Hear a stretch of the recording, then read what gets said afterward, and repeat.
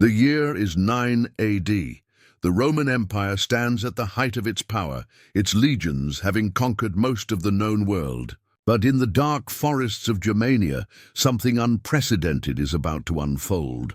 One of the most devastating military disasters in Roman history, where 20,000 of Rome's finest soldiers would vanish without a trace, their screams echoing through the trees as Germanic tribes turned the forest itself into a killing ground. 3 Roman legions marched through the Teutoburg Forest, their armor gleaming, their standards held high. They believe they're heading to crush a minor rebellion. They have no idea they're walking into the most perfectly orchestrated trap in ancient warfare, a trap that will shake the Roman Empire to its very core and change the course of history. Forever, the man responsible for this catastrophe sits in Rome, trusted by Augustus Caesar himself, Publius Quinctilius Varus, a politician turned general, a man whose arrogance and complete misunderstanding of Germanic culture is about to cost Rome 3 entire legions. But he's not alone in this disaster. Walking beside the Roman columns is Arminius, a Germanic prince raised in Rome, trained in Roman military tactics, and now about to use everything Rome taught him to destroy them. For 7 years, Arminius has played the perfect Roman ally.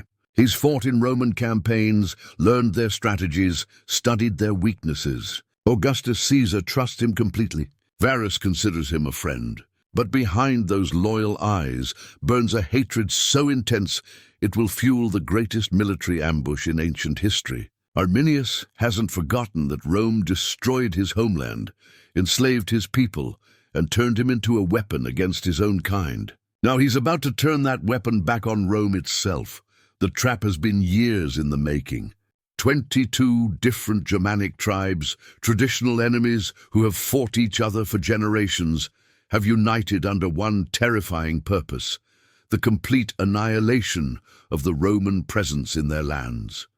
They've spent months preparing the perfect killing ground, turning familiar forest paths into death traps, positioning thousands of warriors in trees, behind rocks, in hidden ravines. Every step the Romans take deeper into the forest brings them closer to a nightmare beyond imagination. Varus believes he's responding to a minor tribal uprising, a simple police action that his 3 veteran legions can handle with ease. The XVIII, XVIII, and XIXth legions, 20,000 of Rome's most experienced soldiers, men who've conquered Gaul, fought in Spain, crushed rebellions across the empire. These aren't raw recruits. They're hardened veterans who've never known defeat. Their confidence is absolute, their formation perfect, their weapons the finest in the world. But confidence means nothing when you're walking into a trap 7 years in the making. As the Roman column stretches for miles through the narrow forest paths, Arminius rides beside Varus, playing his role perfectly. He points out landmarks, suggests routes, offers advice about local customs. Every word is carefully calculated to lead the Romans deeper into the killing ground. Behind them, Germanic scouts shadow the column's every move, sending signals to thousands of hidden warriors. The trap is almost ready to spring. The weather begins to change. Heavy clouds roll in, and rain starts falling in sheets, turning the forest floor into mud, making the Romans' formation increasingly difficult to maintain. Their armor becomes heavier with each step, their visibility drops to almost nothing, and the narrow paths force them into a thin, vulnerable line stretching for miles through the forest. This isn't coincidence. Arminius has chosen this moment, this weather, this terrain for maximum Roman disadvantage. Then Arminius makes his move. While the Romans struggle through the mud and rain, he quietly slips away from the column with his Germanic auxiliaries, claiming he needs to scout ahead. Varus doesn't suspect anything. Why would he? Arminius has been loyal for 7 years. But within hours, those same auxiliaries who marched with Rome are taking positions with the ambush force. Their knowledge of Roman tactics now turned against their former allies. The first attack comes without warning. Germanic warriors burst from the trees like ghosts, their battle cries echoing through the forest as spears and arrows rained down on the Roman column. But this isn't a chaotic barbarian charge. This is military precision, learned from Rome itself, turned into a weapon of Roman destruction. The attack hits the Roman supply train first, cutting off their ammunition, their food, their means of retreat. Within minutes, the organized Roman march dissolves into chaos. Varus tries to maintain order, shouting commands that are lost in the screaming wind and the war cries of the Germans. His centurions attempt to form defensive squares, but the narrow paths make proper formations impossible. Romans trained to fight in open fields find themselves trapped in a maze of trees, where their superior discipline and equipment mean nothing. Every advantage they've relied on for centuries is gone. The Germanic attack isn't random, it's surgical. They've studied Roman tactics for years, know exactly how Roman units will respond to different types of assault. When the Romans try to form a defensive perimeter, the Germans melt back into the forest, only to strike again at a different point. When the Romans attempt to charge, they find nothing but empty trees and then get hit from behind. It's psychological warfare as much as physical, designed to break the Roman spirit as much as their bodies. Hour after hour, the slaughter continues. Roman soldiers who've conquered the world find themselves helpless against an enemy they can't see, can't predict, can't defeat. The Germanic warriors know every tree, every path, every hiding spot. They strike like lightning and disappear like smoke, leaving behind Roman corpses and growing panic. The proud 6th and 7th Legion begins to disintegrate as units lose contact with their commanders and men start fighting for individual survival rather than unit cohesion.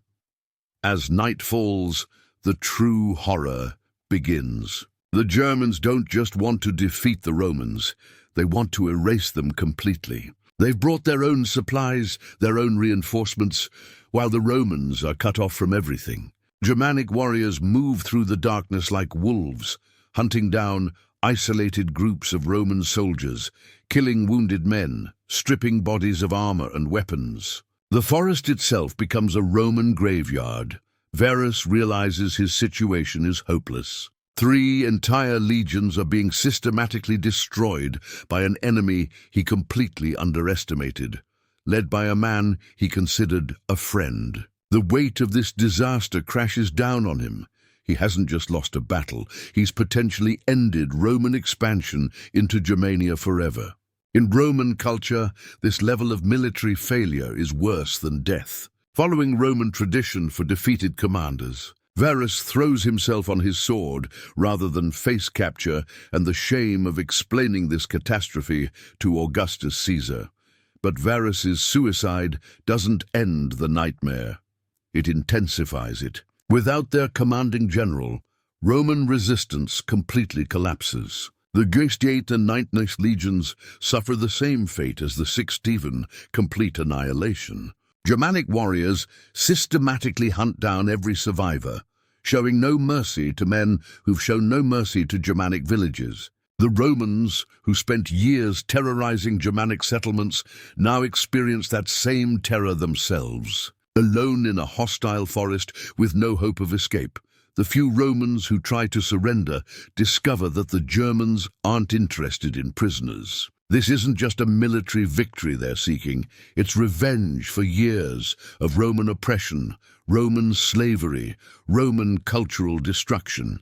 Every Roman death is payback for a Germanic village burned, a Germanic family enslaved, a Germanic tradition destroyed. The Germans fight with the fury of people who have nothing left to lose and everything to gain.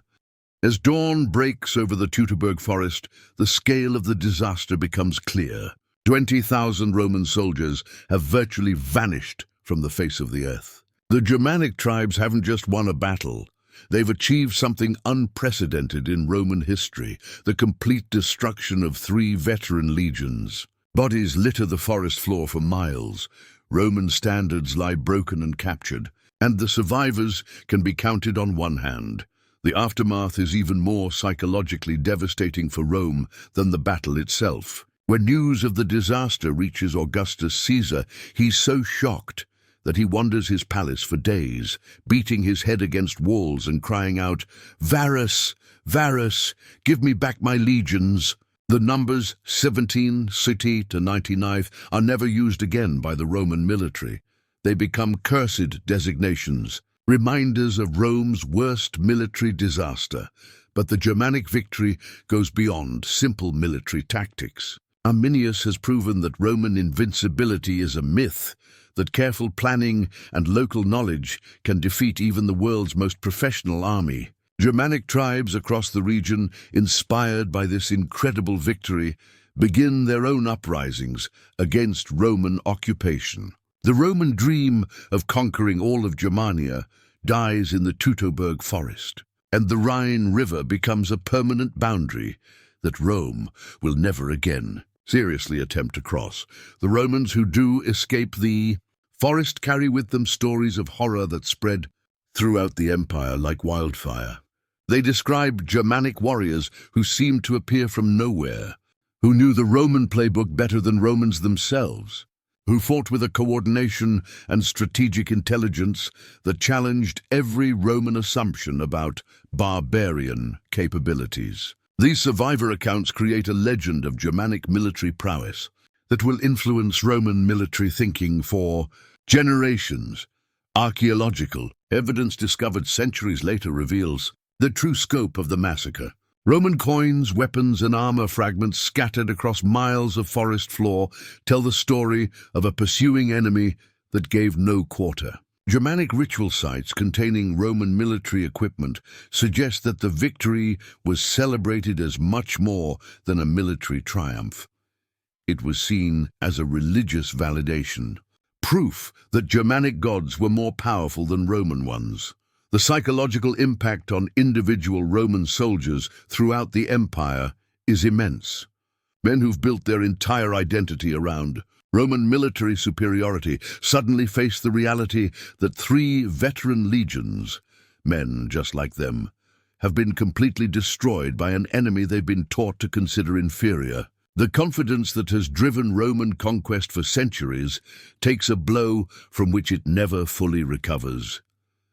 For Arminius, the victory represents the perfect culmination of a 7-year deception campaign.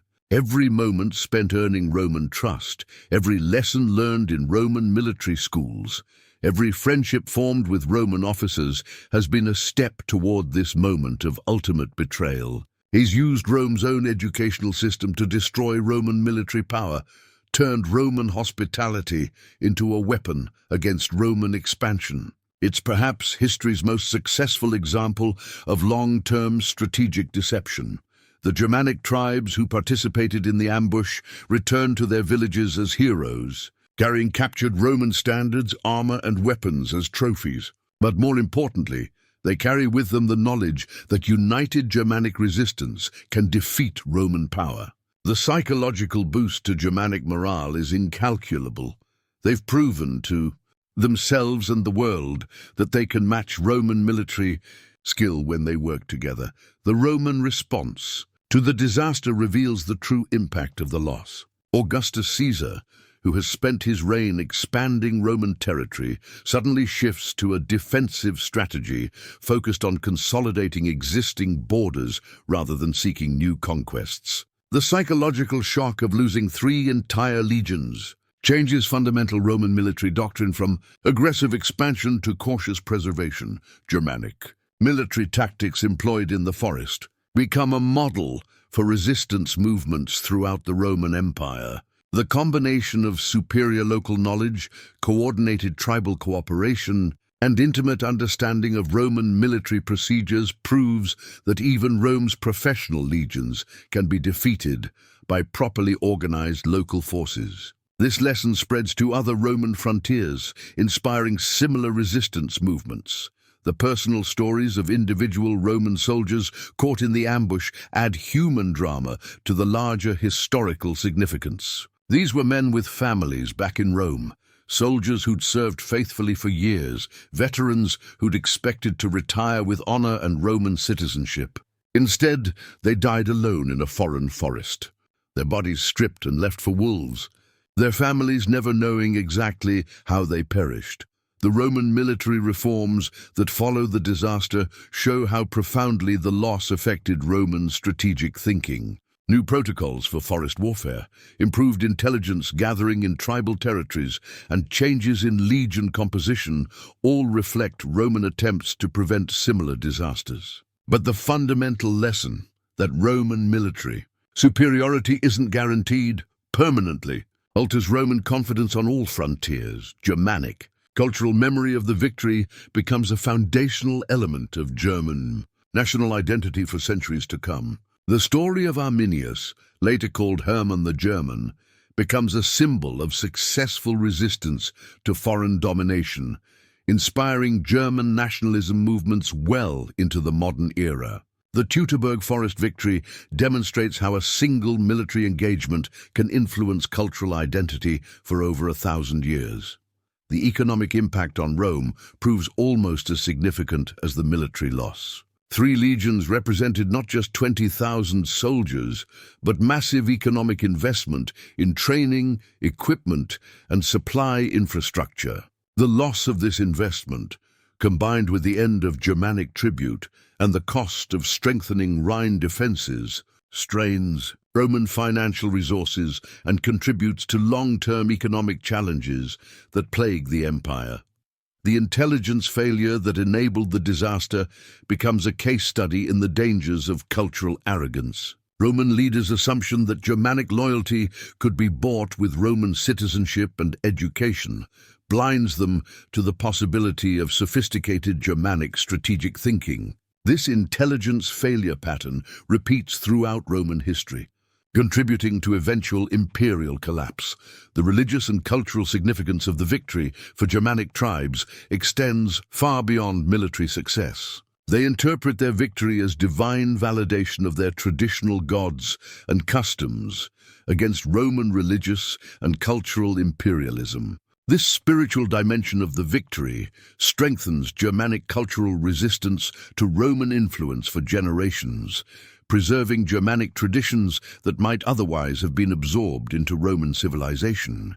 The strategic geography that made the ambush possible becomes a permanent feature of the Roman-Germanic frontier. The Rhine River, which Roman forces retreat to after the disaster, becomes an impermeable boundary that defines the limits of Roman power for the rest of the empire's existence. This geographic reality shapes European political development for centuries, creating the foundation for the modern boundary between Romance and Germanic language regions. The individual heroism and tragedy of specific Roman units adds personal dimension to the larger historical narrative.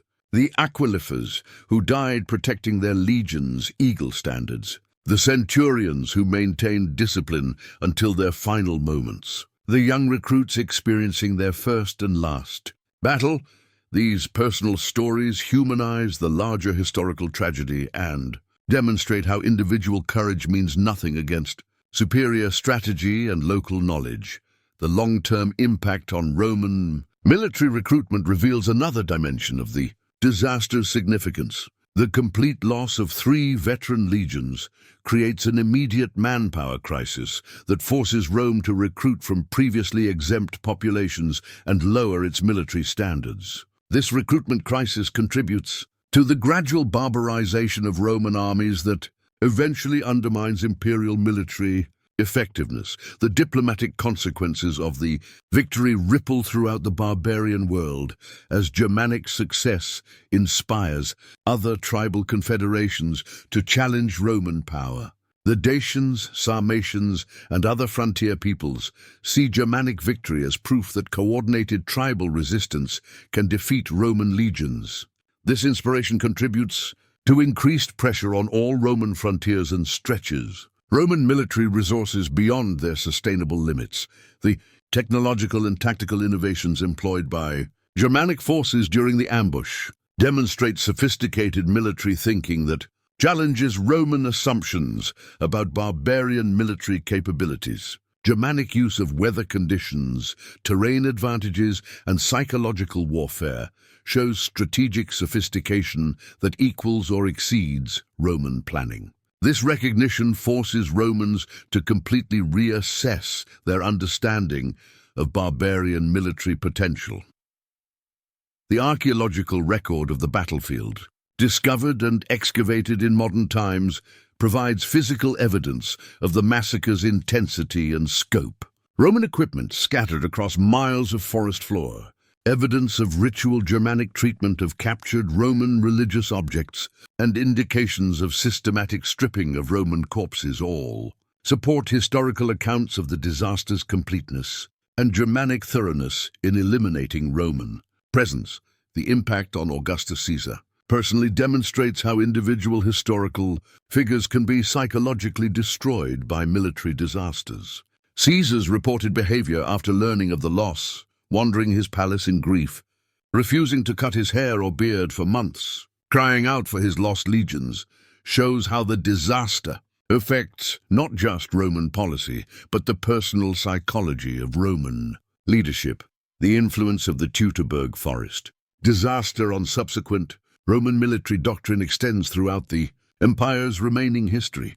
Roman reluctance to engage in deep forest warfare, increased emphasis on fortified frontier positions, and preference for open field engagements all reflect lessons learned from Germanic ambush tactics. These doctrinal changes influence Roman military effectiveness in all subsequent campaigns. The cultural memory of the disaster within Roman society creates lasting trauma that influences Roman attitudes toward Germanic peoples for centuries. The complete disappearance of 3 veteran legions becomes a cautionary tale told to new recruits, a reminder that Roman military superiority isn't guaranteed, and a permanent psychological scar on Roman collective confidence. 20,000 Roman soldiers entered the Teutoburg Forest as conquerors and vanished as victims of the most perfectly executed ambush in ancient military history. Their deaths marked the end of Roman dreams of Germanic conquest and the beginning of Germanic resistance that would eventually contribute to the fall of Rome itself. In 1 week of forest warfare, Germanic tribes changed the course of European history forever, proving that local knowledge, strategic patience, and unified resistance could defeat the world's most powerful military force. The lesson echoes through history. No empire is invincible when it faces people fighting for their homeland with superior knowledge of local conditions and the determination born of generations of oppression. The Germanic victory in the Teutoburg Forest stands as perhaps history's greatest example of successful resistance against impossible odds, achieved through careful planning, strategic deception, and the devastating effectiveness of turning an enemy's own weapons against them.